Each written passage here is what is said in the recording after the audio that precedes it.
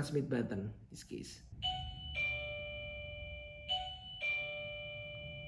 Okay guys, it's worked properly, right? But if I lay down and I play dead and I stay dead, maybe you'll get sick of being the monster out of my head, under my bed. Hello, welcome to Rifki the Cyber. Before I jump to the main topic, I suggest you to watch this video.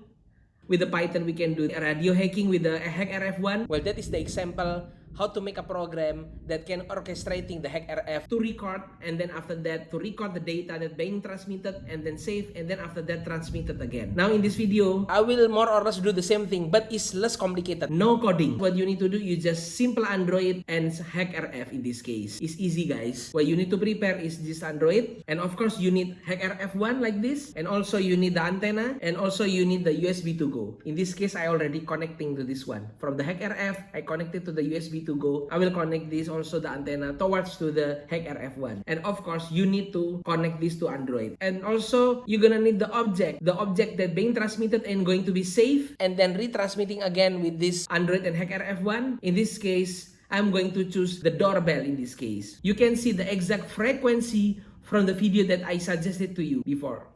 And after you install the HackRF applications that you will download it from the Play Store, you gotta go to go with the stuff, the material that I already explained to you. You gotta go to testing again the functionality, etc. So rather than lot of chatting, let's test, guys. Okay, basically you just need to go to the Play Store to install this, and then searching here, for example, HackRF. I will just repeat again. I will using this HackRF.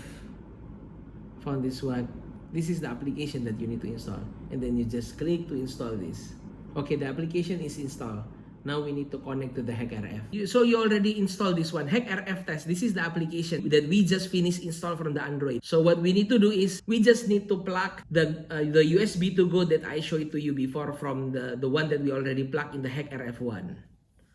This is the example. So this is the HackRF1. I already plugged this, and then I plug also to the USB to go. And now, because we already finished to install the HackRF Test, we will plug it to our Android. And of course, you're gonna need the antenna that you plug directly towards to the HackRF1. Okay, after installations, we are now good to go to test the applications. We just click these applications, the HackRF in this case, and then I will just change this with this myRec1.iq, for example. Get also to access the HackRF with this button, this one. I will click this.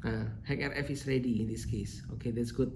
And this is the similar button with the HackRF info in the PC, but this is in the Android. I will just click this one. You can see everything, the serial number, etc. from this one. Now it's good to go for us to wiretap the transmit in this case. So what I'm gonna do, I will click this save button in this case, and then I will start transmit. I will put the button in the antenna to make sure that he really connecting. Okay, now I will try to mocking by put this transmit button in this case. Okay guys, it's worked properly, right? Although I saw maybe a little bit late, but it's fine in this case. So right now you already know how to do it. You don't need PC. You just simply install from the Play Store the HackRF Test, and you just need to have the HackRF in this case, and also the antenna, and also the doorbell is the object button. As I always say, keep learning and stay humble.